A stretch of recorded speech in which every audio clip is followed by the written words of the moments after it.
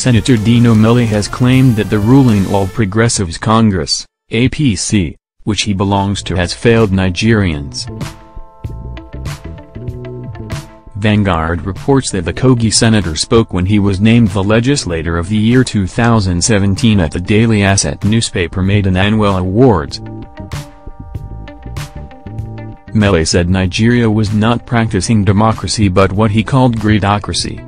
He said Nigerians were suffering and smiling while the elite continue to divide the citizens along tribal lines. He said, "If you speak the truth, you die. If you lie, you die." Dino Melaye has decided to speak the truth and die. The fiery senator wowed the audience with his vitriolic against his own party, which he likened to the Public Complaint Commission, apparently due to its penchant for blaming past administrations for its inability to deliver on some of its electioneering campaign promises. The APC government has become Public Complaint Commission. I say this without fear or favor. We have more complaints in the APC and even in the presidency than service rendered. We cannot as a people continue like this. The president said 2 days ago we should all embrace peace, but I want to say without fear or favor that there can be no peace without justice. There is hunger in the land, there is poverty in the land, and there is unemployment in the land. A lot of decision has not been taken, yet we say we want peace. The primary objective of government is the security and welfare of the people. There is no security, there is no welfare, he said. According to the federal lawmaker, Nigeria is not only sick presently but equally suffers from regretful congenital abnormality. There is therefore a serious need for amelioration, palliation and correction.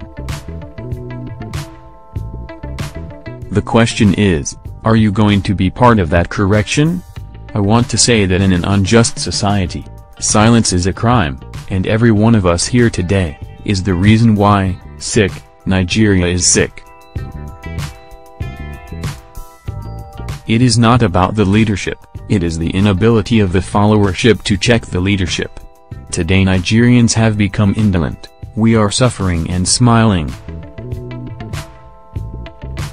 We are not reactionary.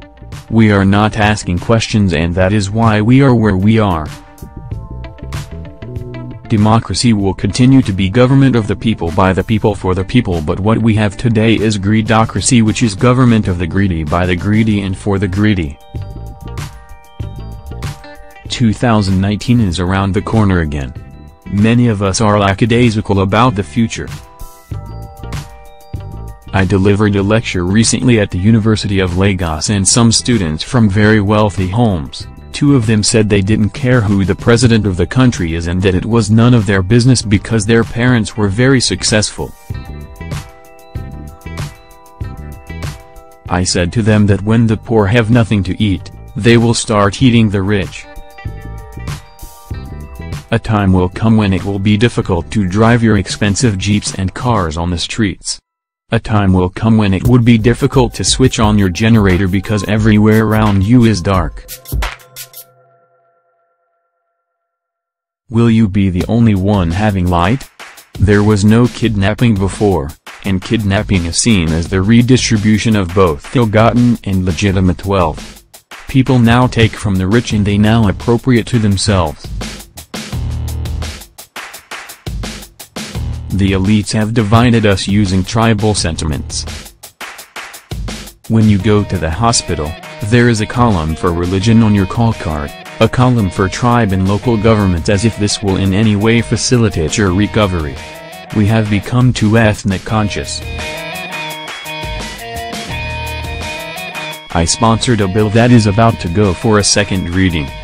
The bill is saying that we should abolish state of origin and in its place, we should have state of residence. This is when we will have a true Nigeria, when you will not need a senator's note to get job with the Central Bank of Nigeria, CBN, or the Nigerian National Petroleum Corporation, and APC.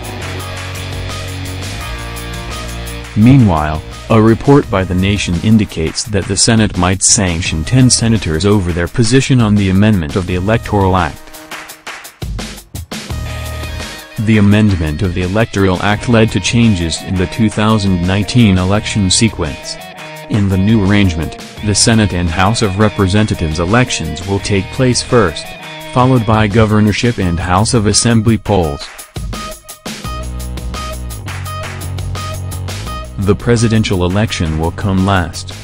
Following the adoption of conference report on the amendment, 10 senators rejected the changes, describing it as unconstitutional and exercise in futility.